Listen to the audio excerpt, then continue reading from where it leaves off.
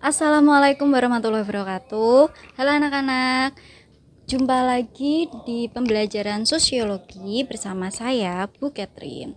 Nah, hari ini kita akan belajar mengenai faktor internal perubahan sosial. Masih ingat nggak perubahan sosial itu apa?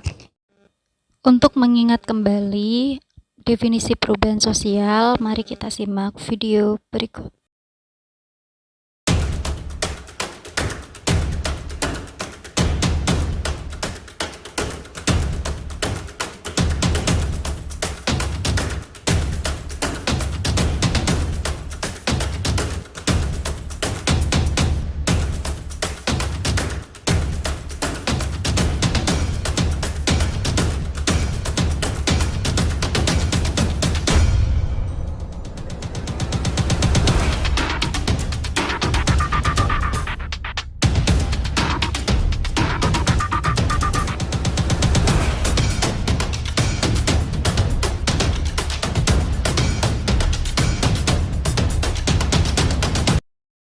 Nah, sudah lihat kan perbedaan kota Semarang di masa dulu dan masa sekarang.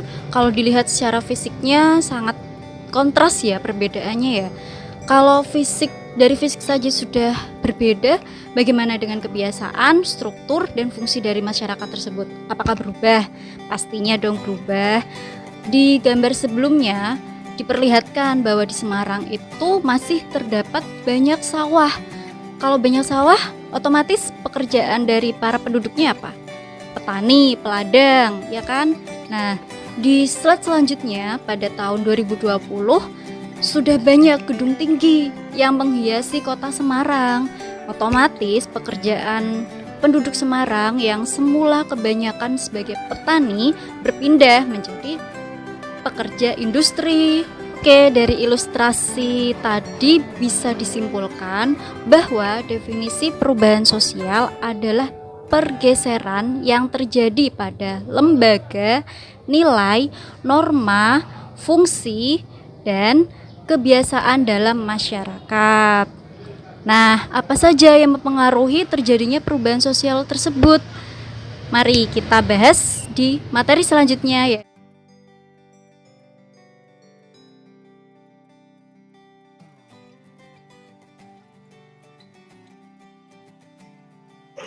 Faktor internal dari perubahan sosial meliputi perubahan penduduk, penemuan baru, konflik, pemberontakan, dan revolusi.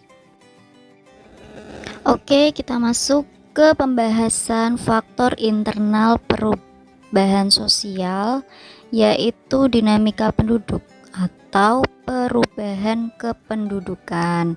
Apa sih dinamika penduduk itu? Dinamika penduduk adalah bertambah atau berkurangnya penduduk karena faktor banyaknya kelahiran atau birth rate, kemudian ada tingkat kematian atau mortality rate, dan migrasi. Migrasi ini apa? Migrasi yaitu perpindahan penduduk. Contohnya ada urbanisasi yaitu perpindahan penduduk dari desa ke kota. Lalu ada transmigrasi yaitu perpindahan penduduk dari wilayah yang padat penduduknya ke wilayah yang penduduknya jarang. Nah, kenapa dinamika penduduk atau bertambah dan berkurangnya penduduk itu dapat menyebabkan perubahan sosial? Misal, adanya urbanisasi atau perpindahan penduduk dari desa ke kota umumnya dilakukan oleh laki-laki, tidak terkecuali mereka yang sudah berkeluarga. Kondisi tersebut otomatis akan mempengaruhi sistem kerja dalam masyarakat, sehingga wanita yang sudah berkeluarga memiliki peran ganda, yaitu sebagai ibu yang mengasuh anaknya dan menggantikan suami yang mempunyai tanggung jawab untuk bekerja di ladang.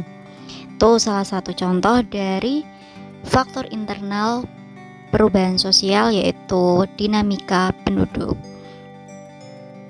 Faktor internal dari perubahan sosial yang kedua yaitu penemuan baru atau biasa disebut inovasi. Nah, inovasi ini adalah munculnya atau ditemukannya suatu ide atau suatu alat yang digunakan untuk membantu manusia dalam memenuhi kebutuhan mereka. Penemuan baru ini dibedakan dalam dua pengertian. Yang pertama ada discovery dan yang kedua ada invention. Discovery yaitu penemuan unsur kebudayaan baru baik berupa alat atau gagasan.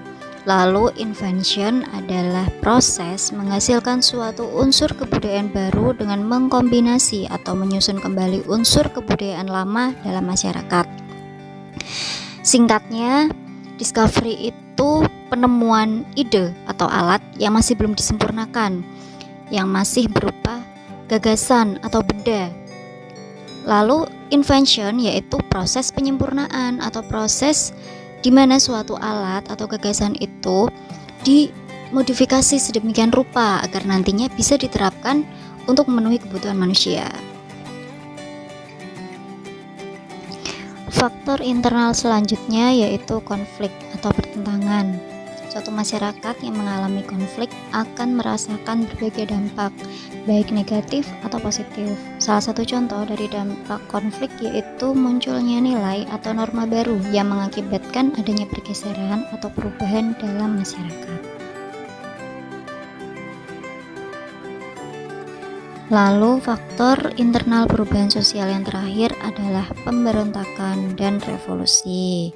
Nah, adanya revolusi atau pemberontakan dalam suatu negara akan menimbulkan perubahan. Contoh, proklamasi kemerdekaan pada tanggal 17 Agustus 1945 yang mengubah masyarakat Indonesia yang sebelumnya merupakan negara terjajah menjadi negara merdeka. Lalu ada revolusi Prancis pada tahun 1789 yang berusaha menentang kekuasaan absolut, sehingga Prancis yang dulunya merupakan negara monarki sekarang berubah menjadi negara republik. Lalu selanjutnya ada revolusi Inggris. Revolusi Inggris atau dikenal dengan revolusi industri yaitu perubahan penggunaan tenaga manusia ke tenaga mesin yang mengakibatkan banyak sekali pro dan kontra dalam masyarakat saat itu.